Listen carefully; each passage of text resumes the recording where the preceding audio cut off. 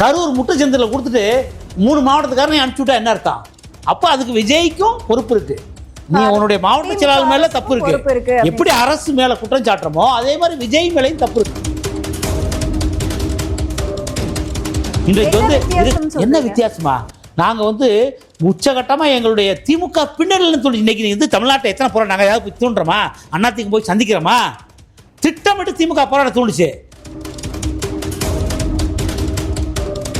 அதனால இன்னைக்கு செஞ்சிருக்கிற ஊழல்லாம் ஒரு மிகப்பெரிய ஊழல். கிட்டத்தட்ட 1 லட்சம் கோடி 4 லட்சம் கோடி கொள்ளையடிச்சிருக்காங்க.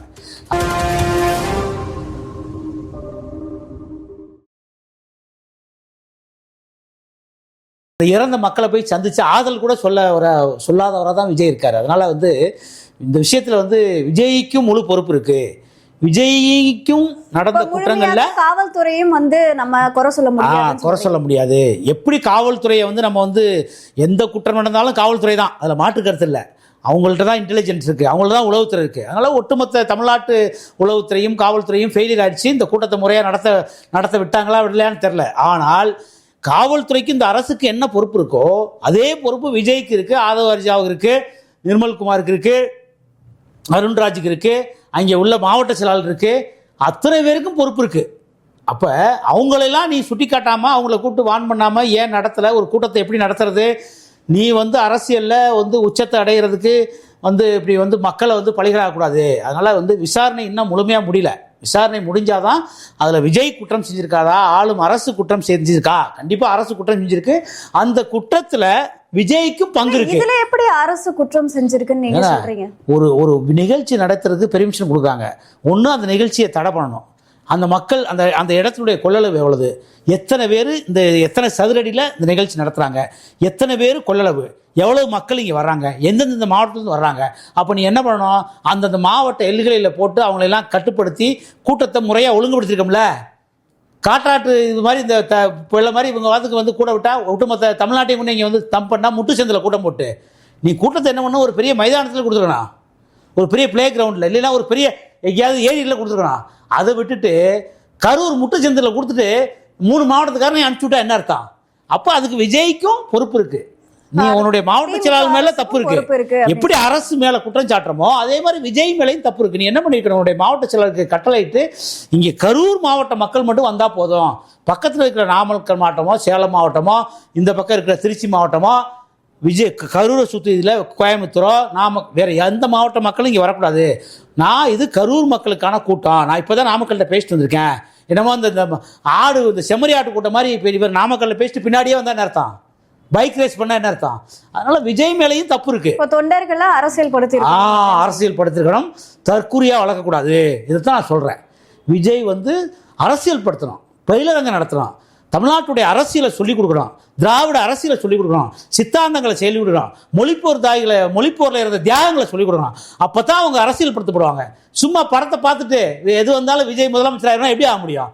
அதனால விசாரணை முழுமையா முடியட்டும், அதுக்கு முழுமையான பதில் நாங்கள் தரோம். சார், இதுல இன்னொரு முக்கியமான விஷயமா என்ன பார்க்கப்படுது அப்படின்னா, சிபிஐ வந்து இப்போ விஜய் அவர்களுக்கு அழுத்தம் கொடுக்கறதுக்கு காரணமே வந்து பாஜக தான். விஜய் அவர்களை அதிமுக கூட்டணியில் இழுக்கிறதுக்காக பாக்குறாங்க அப்படின்ற ஒரு கருத்து இருக்கு. இந்த கருத்து எப்படி பாக்குறீங்க? விஜயை இழுத்து தான் அதிமுக பிஜேபி கூட்டணி வெற்றி பெறுகின்ற சூழலாம் தமிழ்நாட்டில் இல்ல. நீ ஒன்னு புரிஞ்சுக்கிறேன். நீங்க உங்க கேள்வியில முரண் இருக்கு. இந்த சிபிஐ விசாரணை கேட்டதே நீதிமன்றத்தை அணுகி மரியாதைக்குரிய தாவேகா நிர்வாகிகள் தான். விஜய் சார்பா தாவேகா தான் மாநில போலீஸ் விசாரிச்சா எங்களுக்கு நியாயம் கிடைக்காது, நாங்கள்லாம் வந்து குற்றவாளியாக சித்தரிக்கப்படுவோம், இருங்கம்மா குற்றவாளியாக சித்தரிக்கப்படுவோம். அதனால எடப்பாடியார் கேட்டாரு, இது மாநில போலீஸ் வந்து இதில் ஏதோ வந்து கேம் ஆடுற மாதிரி இருக்கு, அதனால மத்திய சிபிஐ விசாரணை தேவைன்னு கேட்டாரு. அவரு கேள்வியோட அவர் கோரிக்கையோட முடிச்சாரு. இதை நீதிமன்றத்திற்கு போய் நீதிமன்றத்தில் சென்னை உயர்நீதிமன்றத்தில் வந்து சென்னை உயர்நீதிமன்ற மதுரை கிளையில் ஆர்டர் கிடைக்காம நேராக அதன் மேலே அப்பீல் போய் உச்ச நீதிமன்றத்தில் போய் சிபிஐ விசாரணை தேவைன்னு ஆர்டர் வாங்கிட்டு வந்தது விஜய். அதனால விஜய் தான் நீதிமன்றத்தில் போய் ஆர்டர் வாங்கிட்டாரு, பிஜேபி போய் ஆர்டர் வாங்கல, பிஜேபி ஆர்டர் போடல. நீதிமன்றத்தில் உத்தரவின் பேர்ல தான் விஜய் வந்து விசாரணைக்கு ஆஜராரு. இதற்கு நீங்க கட்டுக்கதையெல்லாம் வந்து காது மூக்கெல்லாம் வச்சு கட்டுக்கதையா கேள்வி கேட்கக்கூடாது. கட்டுக்கதையான கேள்வி கேட்கக்கூடாது. விஜய் வந்து உச்சநீதிமன்றத்தில் உத்தரவின் பேரில் சிபிஐ விசாரணை போட்டிருக்காங்க. அந்த விசாரணையின் அடிப்படையில் போய் அப்பீராரு. அதில் விசாரணை முழுமை அடைஞ்சாதான் இதில் விஜய் தப்பு பண்ணியிருக்காரா, திமுக தப்பு பண்ணியிருக்கா, விடிய அரசு ஸ்டாலின் அரசு தப்பு பண்ணியிருக்கான்னு தெரியும். அதற்குள்ளே நீங்கள் காது மூக்கெல்லாம் வச்சு நீங்கள் வந்து கூட்டணிக்கு விஜய கூட்டணிக்கு தான் கூப்பிட்டு அதிமுக கூட்டணி வெற்றி பெற வேண்டிய அவசியம் இல்லை. எங்களுக்கு நாங்க ஆல்ரெடி பலமான கூட்டணியா இருக்கோம், பலமிக்க கூட்டணியா இருக்கோம். அதிமுக எதிர்பார்க்கிறது வந்து மக்கள் மத்தியில அது நல்லாவே தெரியுது அப்படின்னு சொல்றாங்களே. இல்லைங்க, விஜயினுடைய அரசியலுங்க செக்குலர் அரசியல். நீங்கள் எங்கள் மேலே இப்போ ஒரு குற்றச்சாட்டு சொல்கிறீங்க, நாங்களும் செக்குலர் அரசியல் தான். நீங்கள் உங்க பிஜேபியோட சேர்ந்துட்டாங்க அதனால் இவங்க சிறுபான்மையிலுக்கு எதிரிகள், அப்படிலாம் கிடையாது. நாங்கள் வந்து சர்வ மதத்தின் பாதுகாவலர் எடப்பாடியார். அதனால் விஜய் வந்து முழுக்க முழுக்க வந்து விளிம்பு நிலை மக்களுடைய வாக்குகளையும் சிறுபான்மை மக்களுடைய வாக்குகளையும் குறிவைத்து அரசியல் பண்ணிட்டு இருக்காரு. அதனால் இது வந்து திமுக தான் ஓட்டு பொறுக்கியாக போய் கிறிஸ்மஸ் கொண்டாடுறது, அவங்க வீட்டில் 10 இடத்துல கேக் வெட்டுறது, போய் குல்லாவை போட்டுக்கிட்டு போய் சர்ச்சு இதில் மசூதியில் ஏமாத்துறது, இஸ்லாமிய மக்கள்கிட்ட போய் பொய்யான தகவல் சமத்துவ பொங்கல், இந்த திராவிட பொங்கல், திராவிட பொங்கல் இந்த மாதிரி வந்து பொய்யா போலி வாக்குறுதிகளை பொய்ய தமிழ்நாட்டுடைய பண்பாட்டையும் தமிழர் பொங்கல் அது. நாங்கள் அதிமுக நாங்கள் திராவிட அரசியல் தான் பண்ணுறோம். ஆனால் இது தமிழர் பொங்கல், தமிழ்நாட்டுக்கான பொங்கல். அனைத்து மதத்தினரும், அது கிறிஸ்தவராக இருந்தாலும் இஸ்லாமியராக இருந்தாலும் இந்துக்களாக இருந்தாலும், இன்றைக்கு வந்து பல பகுதிகளில் வந்து கிறிஸ்தவர்கள் விவசாயிகளாக பொங்கல் வைக்கிறாங்க, இஸ்லாமியர்கள் விவசாயிகளாக பொங்கல் வைக்கிறாங்க. அதனால இது முழுக்க முழுக்க வந்து தமிழர்களுடைய பொங்கல். அது மதம் சார்ந்து இல்லை, சர்வ மதத்திலும் கொண்டாடக்கூடிய ஒரு திருவிழானா சொல்றீங்க. அவங்க திராவிட பொங்கல், அதுதான் போலி அரசியல், போலி திராவிடம். தமிழ்நாட்டுடைய தொன்மையும் பழமையும் அழிக்கணும்னு கங்கணம் கட்டி அலைகிறாங்க. அவங்க தமிழர்கள் கிடையாது. அவங்க வந்து அவங்களுடைய பாதுகாப்பா அரசியல் கவசமா திராவிடத்தை வந்து யூஸ் பண்ணி தன்னை வந்து பாதுகாக்க விரும்புகிறாங்க. நாங்கள் திராவிட அரசியல் பேசுகிறோம், அவங்க சொல்கிற திராவிடத்திற்கு நாங்கள் சொல்கிற திராவிடத்துக்கு டெஃபினேஷன் வேற. திமுக பொய் பேசுது, போலி திராவிடம் பேசுது. உண்மையான திராவிடத்தை கட்டி காக்கிறது அதிமுக தான். சமத்துவம், சமூக நீதி, மனிதநேயம், சமநீதி இதையெல்லாம் கட்டி காக்கிறது, திராவிடத்தை போற்றி பாதுகாக்கிறது அதிமுக தான். திமுக மாதிரி திராவிடம் பேசி போலி பிம்பத்தை தமிழ்நாட்டில் நாங்கள் ஏற்படுத்த மாட்டோம். திராவிடங்கிற ஒளி இருந்துச்சு, அதுக்கான தேவை இருந்துச்சு. அண்ணாதுரையும் பெரியாரும் நாட்டில் நிலவிய சமூக சீர்கேடுகளை வந்து களையறதுக்கு திராவிடம் தேவைப்பட்டுச்சு. இன்றைக்கு ஓரளவு அந்த திராவிடத்தால் களையப்பட்டது சமூக அநீதிகள். அதனால திராவிடத்தின் தேவை இன்னைக்கு வந்து நின்று போனா கூட நாங்கள் அந்த ஏற்கனவே திராவிடத்தை வச்சு களையப்பட்ட பகுத்தறிவுகளை பகலவன் பெரியாரை, தந்தையை, அண்ணாவை நாங்கள் போற்றி புகழ்ந்து இன்னைக்கு வரைக்கும் பாகுவாதான். இன்னைக்கு நவீன திராவிடம் என்ற பேர்ல நவீன திராவிடம் என்ற பேர்ல திமுக போலி அரசியல் செய்து போலி திராவிடம் பேசுது. அதனால திமுக பேசுற திராவிட அரசியல் போலியானது, அதிமுகவுடைய திராவிடம் உண்மையானது. உண்மையான திராவிட அரசியல் வந்து அதிமுக தான் பண்ணுது அப்படின்னு சொல்லி உண்மை, 100% உண்மை. டிடிவி தினகரன் அவர்கள் வந்து இபிஎஸ் அவர்களுடன் கொஞ்சம் க்ளோஸா இருக்கிறதா வந்து சொல்றாங்க. அது மட்டும் இல்லாம மறுபடியும் அவரு என்டிஏ கூட்டணியில வர போறாரு அப்படின்னு சொல்லிட்டு இருக்காங்களே, இதை பத்தி உங்களோட அரசியல்லமா நிரந்தர நண்பரும் இல்லை, நிரந்தர பகைவர்களும் இல்லை. ஏன்னா அவருதான் இதுக்கு முன்னாடி முதல்வர் நிரந்தர நண்பர்களும் இல்லை, பகரும் இல்லை.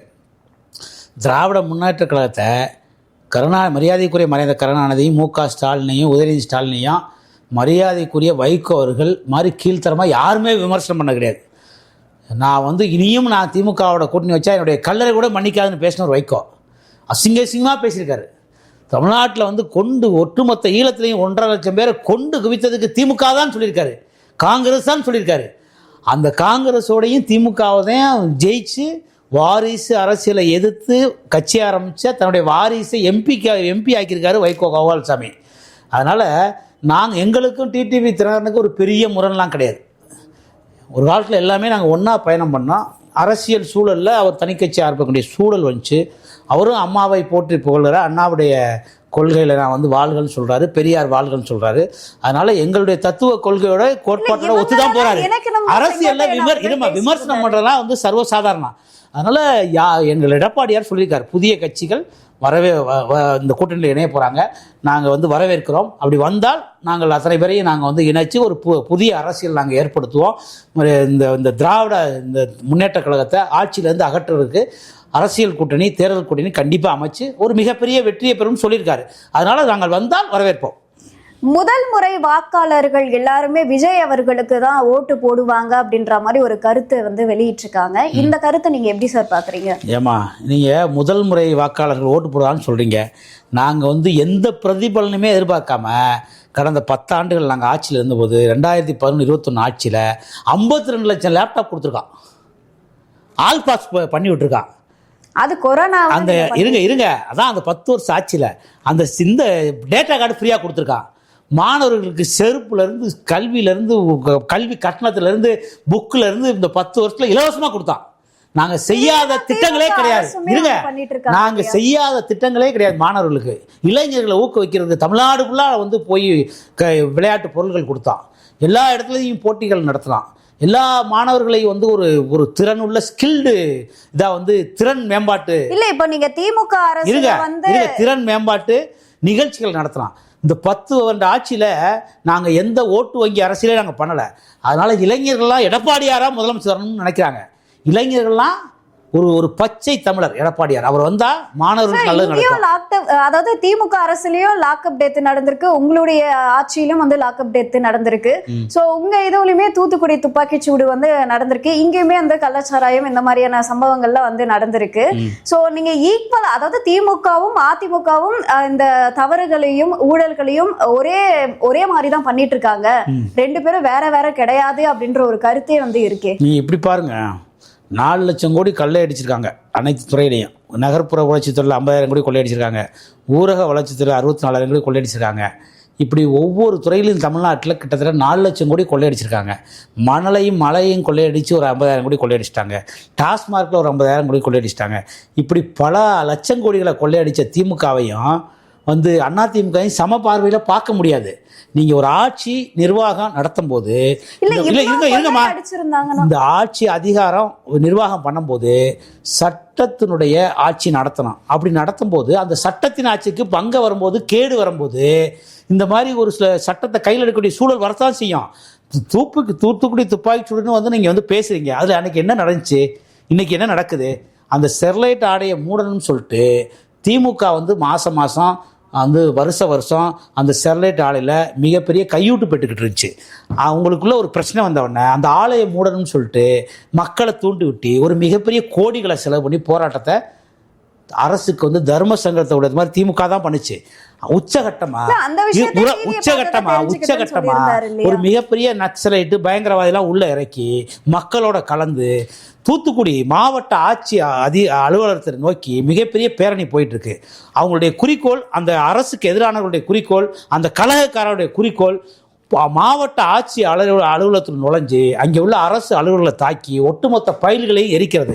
இந்த ஒரு மோசமான சூழலில் அன்றைக்கு துப்பாக்கி சூடு நடக்கலைன்னா சடன் ப்ரொவகேஷன், அந்த ஒரு நிமிடத்தில் அந்த அந்த அந்த மாவட்ட ஆட்சி அலுவலகத்தை காப்பாற்றுறதுல அங்கே உள்ள அரசு ஊழியர்களை காப்பாற்றுறதுல ஒரு சடன் ப்ரொவகேஷன் நடந்துச்சு. அதனால் காலம்ல அதை நம்ம சொல்லிகிட்டே இருக்க முடியாது.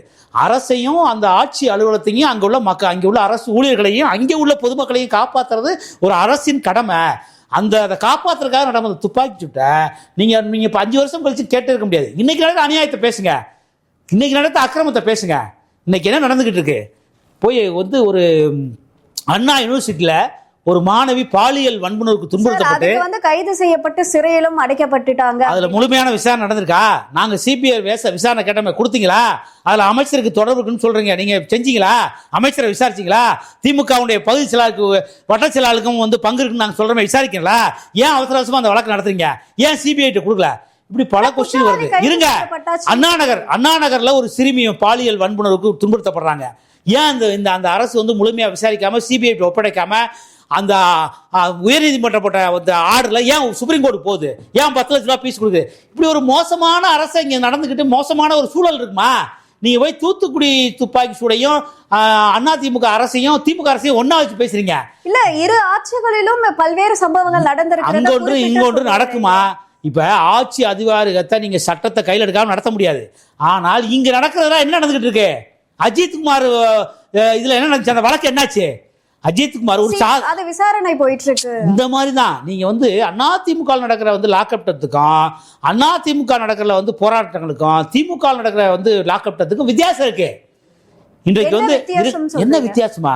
நாங்கள் வந்து உச்சகட்டமாக எங்களுடைய திமுக பின்னணியில் தோணுச்சு. இன்றைக்கி வந்து தமிழ்நாட்டை எத்தனை போராட்டம் நாங்கள் ஏதாவது தூண்டுறோமா? அண்ணாதிமுக போய் சந்திக்கிறோமா? திட்டமிட்டு திமுக போராட்டம் தூண்டுச்சு. திட்டம் வந்து திமுக பணம் செலவழிச்சு. உண்மையா இல்லையா? இதை ஒத்துக்கிறோம். ஒட்டுமொத்த நக்சலைட்டையும் பயங்கரவாதிகளையும் கலகக்காரர்களையும் கையில் வச்சுக்கிட்டு யார் கலகக்காரர்கள்?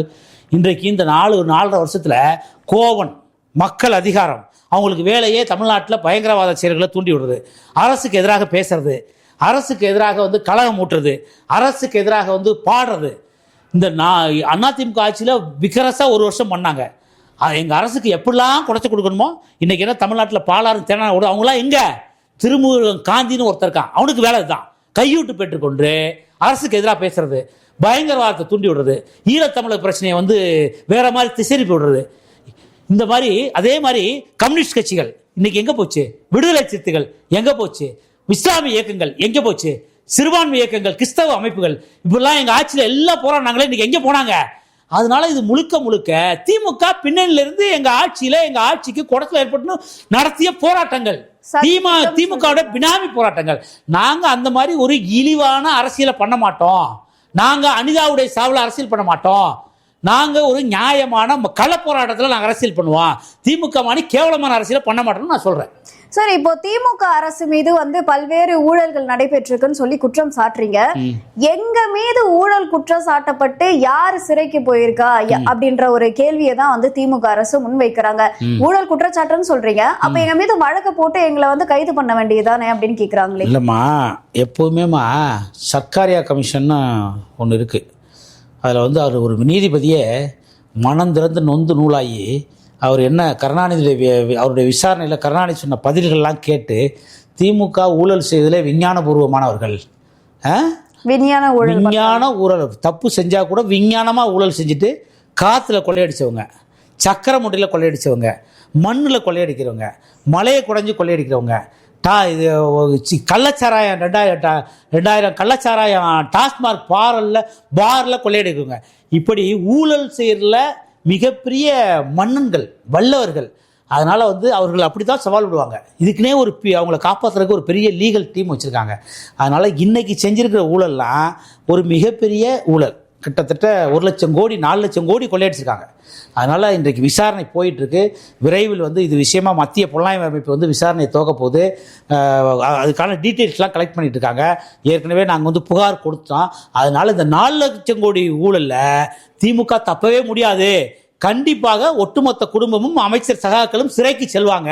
நீங்க ஆட்சிக்கு வந்ததுக்கு அப்புறம் இந்த ஊழல்கள்லாம் வெளியே கொண்டு வருவேன். ஆட்சிக்கு முன்னாடியே கூட நடக்கலாம். விசாரணைக்கான எல்லா களமும் அமைச்சாச்சு. அதனால இது இவங்களை சும்மா நாங்கள் விட மாட்டோம். மிகப்பெரிய மக்கள் வரி பணத்தை இந்த 4 லட்சம் கோடியை நாங்கள் வந்து ரெக்கவரி பண்ணி மக்கள் கஜானாவில் நாங்கள் சேர்ப்போம். உங்களோட நேரத்தை ஒதுக்கி பல்வேறு கேள்விக்கு விளக்கம் அளிச்சிருக்கீங்க, அதற்கு நன்றி.